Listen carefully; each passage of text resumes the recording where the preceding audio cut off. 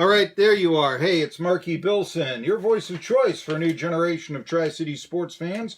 The name of the program is Tri-City Sports Now. We own the Tri-Cities on 1420 WEMB Sports Radio because I've got the best guests and the hardest hitting opinions in the market. I also am the guy to go to for the Southern Conference. Just not today. See, we were going to have on Jay McCauley. He's the new Wofford head men's basketball coach. Something, right? Unfortunately, Jay McCauley, what can I tell you? He canceled out last minute. Now we hope to reschedule. I don't know exactly why. We hope to reschedule to later on. But as for now, no. We have no Jay McCauley, but Josh Brown of Knock Home Nation comes on at 1:30 to talk about the Braves. Should they pick up Craig Kimbrell? How will they do against the Cleveland Indians? Etc., and more about baseball. And in some ways, I hesitate to give my opening Marquis monologue today. Not because I don't believe in it. In fact, I think it's really important. It's that I just don't think that baseball is going in the right direction. It's my favorite sport. I've been told, hey, it did a $10 billion profit last year. How bad could it be? Record-setting profit, right? Here's the problem with that. And I mean, it's like, you're saying, now, how can you complain about a record-setting profit? Well, here's the deal.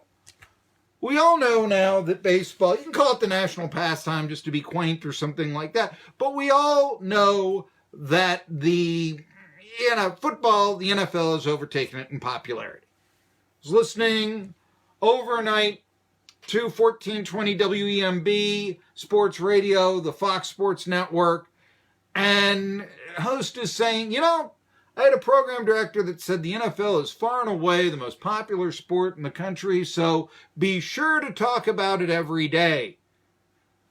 And around here, maybe the SEC, maybe college football is the sport. I think a lot of that has to do with the politics of the area, so my commentary today is going to be just great. But no, I mean, you think about sports, and yes, sports and politics do mix. They always have.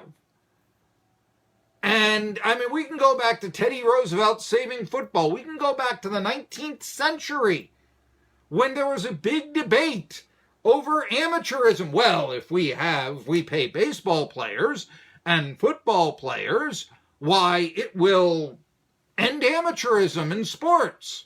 And it'll corrupt sports. And you know what? They were right. Absolutely has corrupted sports. However, if we didn't add commercialism to sports, then they wouldn't be popular like they are. We wouldn't have sports radio.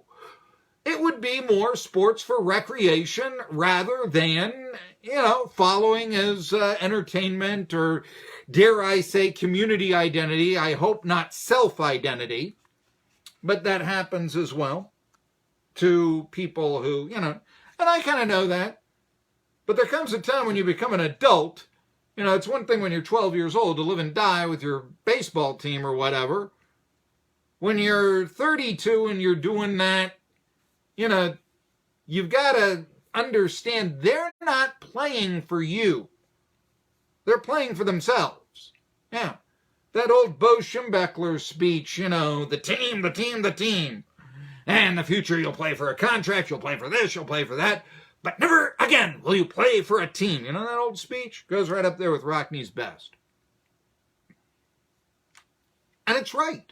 Yeah, you do play for a contract. I'd like to think that in pro sports, I mean, obviously, somebody's laying down a sacrifice bunt, not as much as they used to, but still.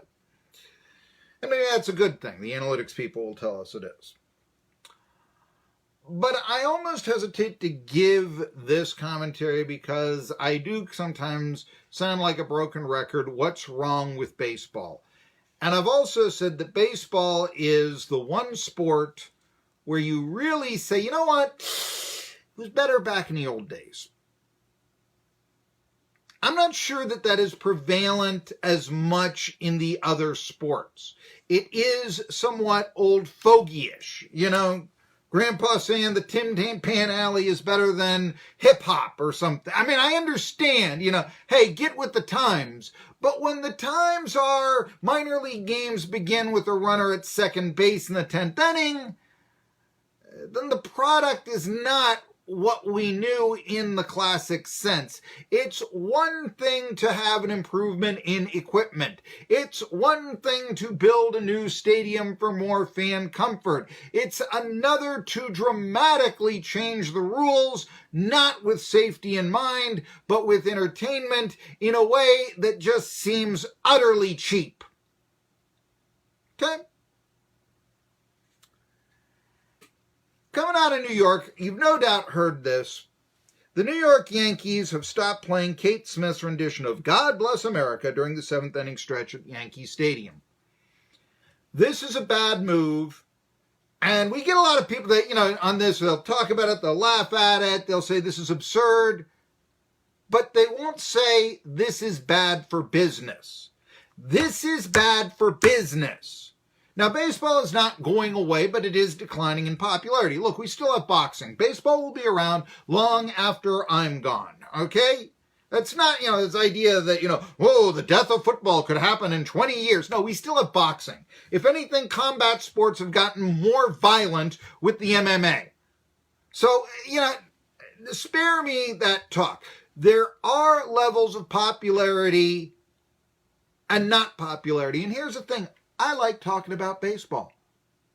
Well, you can still do it, but not when baseball is not the sport that it used to be, or when it tries to identify itself or market itself in a way that is absurd or offensive.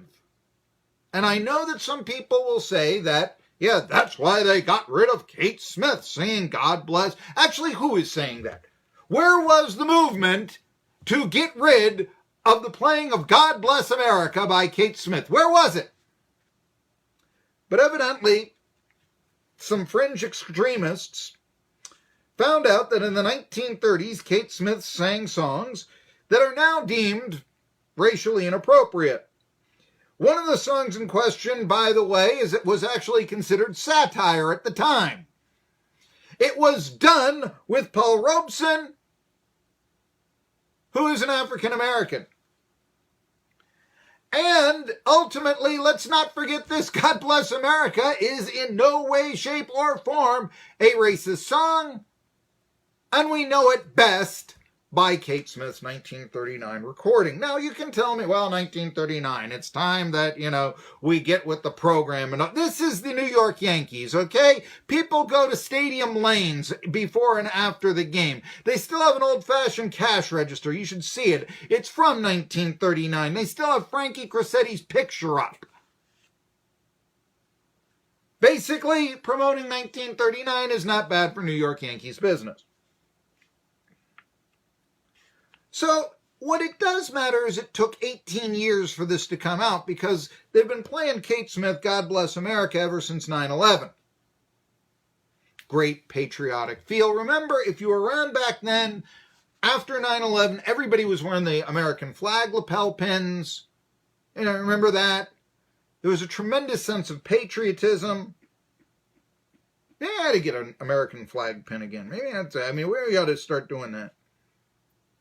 But here's the deal. By reacting the way they did, the Yankees are not so much taking a stance against racism, but rather catering to the politically correct code of the day, thus alienating a lot of their fan base and a lot of baseball fans. And a lot of people say, look, if you can't play Kate Smith in a 7th inning stretch singing God Bless America, I'm sorry, I'm out. And there are a lot of people that are going to be saying, well, maybe not the young crowd. Fine, the young crowd isn't watching baseball. They try to make every change whatsoever. The average age of a fan is 53.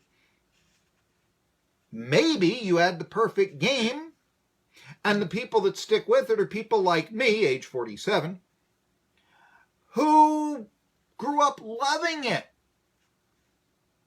but now have a difficult time giving you certainly the starting lineup of their favorite team. It could just as easily be said that since God Bless America is now played on an organ instead of some to Yankees fans, the Bronx Bombers are in fact taking a stance of downplaying religion, God, and patriotism, America. Now, earlier this year, the Yankees championed how progressive they were by becoming the first North American sports franchise to sign on to the UN Sports for Climate Action Framework. In layman's terms, that means the Yankees will use in their stadium less traditional air conditioning, but they'll also be aligned with a group that is not so friendly to fossil fuels.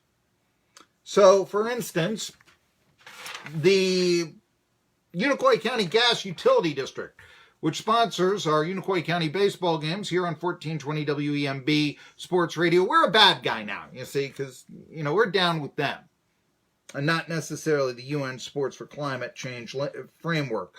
Also, if you are a Southwest Virginia coal miner, or maybe you work for the Unicoi County Gas Utility District, they'd prefer the New York Yankees, where by aligning with this group, that you get another job. Can a team asking their fans to pay $50 for a mere bleacher seat on opening day afford to offend this many people in their fan base? Absolutely not. I'll talk more about it when we come back. Afternoon errands, return to school.